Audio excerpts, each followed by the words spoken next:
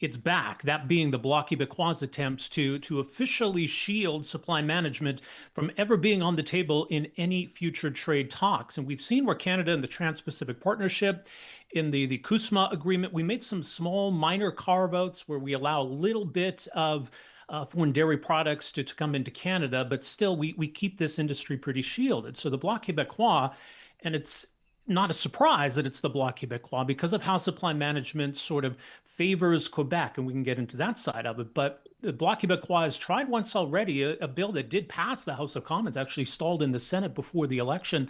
So they're trying again. And so what's interesting is you've got the rest of the ag industry, very worried about all of this because we rely on the U.S. market, foreign markets quite heavily. I mean, just in beef and canola in Alberta, we're talking about billions of dollars in exports every year that could be jeopardized if we're going to put these trade agreements at risk in order to protect a small segment of the ag sector. And I'm sure you won't be surprised to see some people in the chat going, oh, we're going to talk about the Canadian dairy cartel.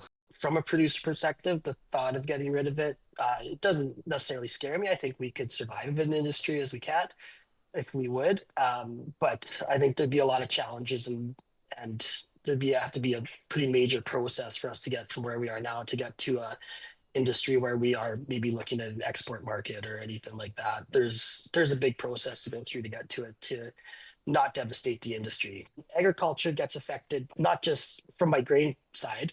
We have tariffs on right now from China because Canada put tariffs on against EVs coming in from China. So my grain is more affected right now by tariffs and counter tariffs that have nothing to do with the dairy industry than they do from trade negotiations with the dairy industry.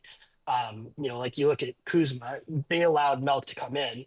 From what I understand, since CUSMA's come in, there hasn't been any tariffs paid on dairy. They haven't even met their allocation for what they're allowed to ship to Canada. There's tariffs on once they hit that percentage of imports, but right now the States isn't shipping that much to us. Part of that is because right now the dairy industry across the world, we're short on milk, so they need all the milk they can get down there. So it's less of a hot button topic for the Americans right now than it was, say, when Trump ran the first time, and that was a huge issue when they were overproducing milk like crazy and their prices were rock bottom.